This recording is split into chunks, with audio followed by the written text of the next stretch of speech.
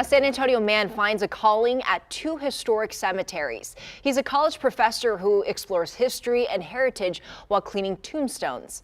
Eyewitness News reporter Marvin Hurst has more on his graveside commitment. San Fernando Cemetery number 1 holds the dearly departed. I have a few family members here who died more than 80 years ago. It also offers an opportunity for the living. Once a week, a man named Joe strolls in for charity. Most people find it out of the ordinary, but somebody has to do it, I think. In the assembly of graves, where Mary stands like a rock over those resting in peace. Through no other fault other than just time, some of the stones needed the most care. A Catholic college history professor connects to the chore of his choosing. A lot of older stones from the 19th century, early 20th century. You don't have to scrub hard. He cleans tombstones in the historic cemetery voluntarily. Most people don't pick up a hobby in a graveyard. This is a great equalizer. My dad used to say, or my grandmother used to say, allá vamos, which means in Spanish, we're all headed that way. So Joe, who asked us to conceal his identity, started scrubbing graves 2 years ago. He saw time's toll on the headstones. Some cracked, lacking an arm, even headless. if you look at some of them, there's no one alive who ever met these people.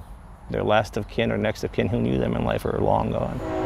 Joe also noticed lichen, dirt, and age covering the grave markers, making it impossible to read finality's summary. To me, it was kind of a shame that you can't even read the lettering anymore. He formed a bucket brigade of sorts, paying for the all-natural cleaners out of his pocket. Each week, Joe commits to 4 to 5 fungus-covered tombstones. I don't move anything, I just use water and a brush. His spray bottles spit out a mist in the same area where tears have watered the ground in sorrow. Then the 44-year-old washes away filth, revealing restoration.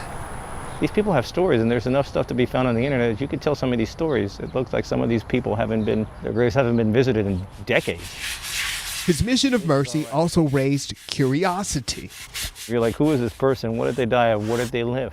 Where were they from? The grave scrubber became a death detective. Some people's lives out here were cut short by tragedy. From what I researched, by accident. He was struck by a Model T. Digging up the backstories on those who get buried here. There's a lot of immigrants here. There's a lot of Mexicans who came here during the Mexican Revolution who died in a foreign land. There's a lot of Irish immigrants.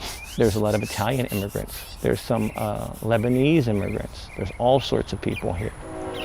One story that touches him is the Bafaro children who died from diphtheria. They died on the same day in 1905. Their father had immigrated from Italy in the building where the Palm restaurant is downtown. Oh, there are even more storied resters like Jose Antonio Navarro, who signed the Texas Declaration of Independence, or Private Jose Arteaga. He was born here in San Antonio. Wounded in war.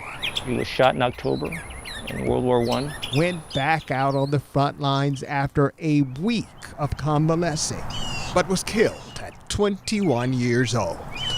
The hero. You never heard of him. Joe completed 445 tombstones and counting. The big ones, like a big one over there, takes about an hour to start, from start to finish. Then you come back and you maintain and you spray this chemical I use, and within 2 or 3 months, they're tip-top. Some take even longer. Some of them can take up to a year. Choosing each marker by the compass of grace, he catalogs the progress on his cell phone. This is before and now after. And during the process. When I'm out here, I say my rosary, but I'm in and out in a couple hours.